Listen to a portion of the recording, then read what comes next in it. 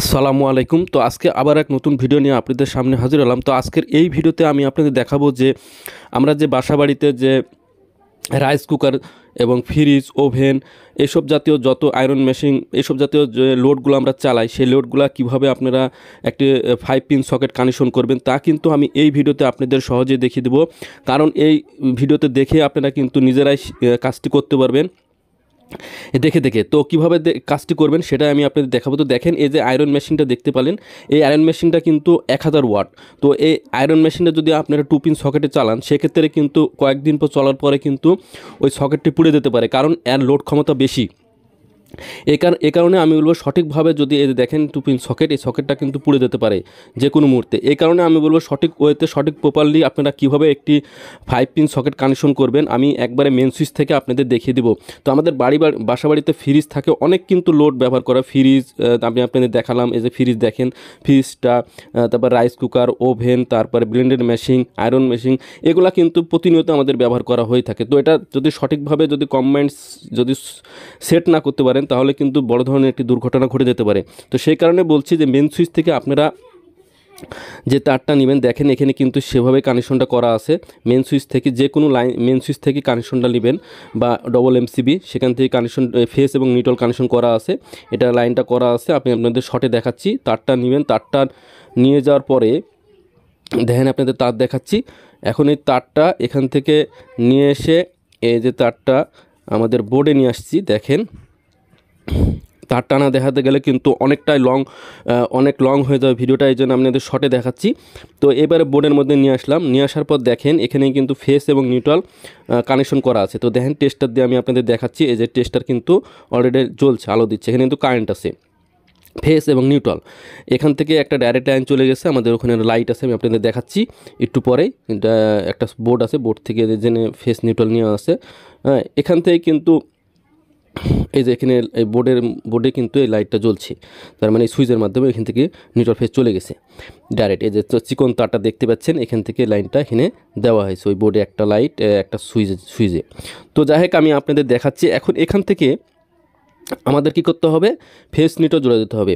তো এই যে বোর্ডটা দেখতে পাচ্ছেন, এই বোর্ডটা আমাদের কিন্তু কাজটি করতে হবে। দেখেন এখানে কিন্তু আমাদের একটা কাট আউট ব্যবহার করা হয়েছে, কারণ এখানে যে কাট আউটটা ব্যবহার করা হয়েছে, এই কাট আউটটা যদি কোনো কিছু এই বোর্ডের সমস্যা হয়, তাহলে কিন্তু এই কাট আউটটা কেটে যাবে। তার মানে এখানে এই বোর্ডের সাথে কিন্তু কাট আউট, এবং এই যে সুইচ দেখছেন, এটা কিন্তু এমইপি কোম্পানির একটি সুইচ, এটি ভালো কালো সুইচ। এই সুইচের দ্বারাই কিন্তু আপনাদের লাইনটা, এখানে যে সকেটটা দেখছেন, এই সকেটটা করা হয়েছে। তো এখান থেকে লাইনটা চলে গেছে এখানে ফিউজ থেকে, কাট আউট থেকে, এবং সুইচ থেকে কিন্তু এই ফেসটা এখানে চলে এসেছে, কানেকশন করা হয়েছে। আর নিউট্রালটা কিন্তু সরাসরি যায় এই সকেটে কানেকশন করা হয়েছে। এবং এই সুইচের সকেট থেকে আবার দেখেন, আমি আপনাদের দেখাচ্ছি। এই যে এটা কিন্তু মেন লাইন বলতে পাওয়ার চলে গেছে, এবং এখানে গেছে সুইচ থেকে এখানে আরেকটা লাইন, সুইচ থেকে এখানে চলে এসেছে হলো সকেটের পিনে লেগেছে পাওয়ার, মানে সুইচ দিলে যাতে পাওয়ারটা চলে আসে। এবং এখানে নিউট্রাল চলে এসেছে, সরাসরি নিউট্রাল চলে এসেছে। নিউট্রালটা কিন্তু এখানে কমন করা হয়েছে, এবং এই নিউট্রালটা সরাসরি চলে এসেছে এই ইন্ডিকেটারে। এই যে নিউট্রাল আছে, এটি মেন নিউট্রাল, এখানে সকেটে নিউট্রাল কানেকশন করা হয়েছে। এবং এখানে যে ফিউজ আছে, সে ফিউজে কিন্তু সরাসরি নিউট্রাল কানেকশন করা হয়েছে। তার মানে লাইন দিলে কিন্তু ইন্ডিকেটারটা জ্বলবে।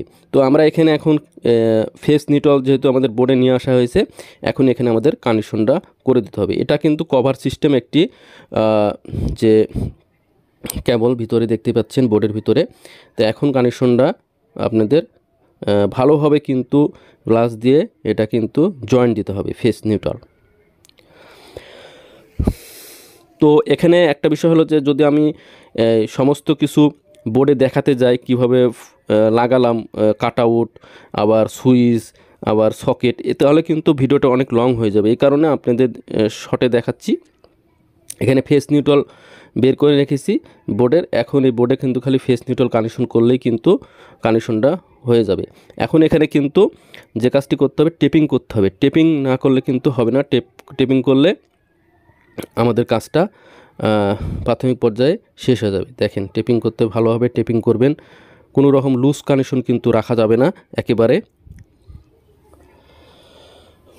তো আমি আপনাদের প্রতিনিয়ত ভিডিও দেওয়ার চেষ্টা করি। বাসাবাড়িতে যে লোডগুলো ব্যবহার করি আমরা, সেগুলো যদি ভালোভাবে একটা কম্বাইন্ডস যদি না লাগান, সেক্ষেত্রে কিন্তু আপনার যে ইলেকট্রিক যন্ত্রটি চালাবেন সেটাও কিন্তু পুড়ে যেতে পারে এবং আপনিও কিন্তু শর্ট খেতে পারেন। তো সেই কারণে আমি বলছি, যে কোনো জায়গাতে যে কোনো জিনিস যেরকম বেশি লোডগুলা আপনাদের 2 পিন সকেটে ব্যবহার করবেন না, এতে কিন্তু আপনার বিপদ যে কোনো মুহূর্তে হতে পারে। এখন আমাদের কানেকশন করা শেষ, এখন বোর্ডটা আমরা লাগিয়ে দেবো। লাগানোর পরে দেখেন এখানে যে কাজটি করতে, কাটআউটটা এখন এখানে ফেস দেওয়া হয়েছে মেন লাইন, অর্থাৎ এখান থেকে চলে গেছে কাটআউটের মাধ্যমে এই পাত দিয়ে কিন্তু সুইচে চলে গেছে। দেখেন এই যে সুইচে গেছে, সুইচ থেকে যখন আমরা সুইচ দিব তখন কিন্তু এই সকেটের লাইনটা চলে আসবে, এই যে এখানে দেখেন, এবং এখানে নিউট্রাল। আর সরাসরি এখান থেকে চলে গেছে ফেসটা একটা ইন্ডিকেটারে, এবং এখান থেকে নিউট্রাল চলে গেছে একটা সরাসরি ইন্ডিকেটারে, এই ইন্ডিকেটারে। এই হলো কানেকশন, আপনাদের কিন্তু আমি দেখালাম। এখন এখানে দেখাচ্ছি যে সুইচটা দিয়ে যে লাইনটা এখানে সকেটে আসছে কিনা। দেখেন এই যে দেখেন, এই যে এখন কাটআউট দিলাম, এই যে সুইচটা দিলাম, দেওয়ার পরে এই যে দেখেন ইন্ডিকেটারটা জ্বলছে এবং সাথে সাথে কিন্তু এই সকেটেও লাইনটা চলে আসবে। দেখেন টেস্টারটা জ্বলবে, এই যে দেখেন টেস্টারে কিন্তু আলো দিচ্ছে। তো এই ধরনের আপনারা 5 পিন যে 6 পিনের যে সকেটগুলো আছে সেগুলো কানেকশন করবেন, তাহলে কিন্তু আপনারা যে কোনো লোড, যে কোনো বাসাবাড়িতে যে কোনো লোডগুলো কিন্তু আপনারা চালাতে পারবেন অনায়াসে। এই যে দেখেন অফ করলাম। তো ভিডিওটি যদি ভালো লাগে অবশ্যই একটি লাইক দিবেন, আর চ্যানেলে নতুন হলে সাবস্ক্রাইব করে পাশেই থাকবেন নিত্য নতুন ভিডিও পাওয়ার জন্য।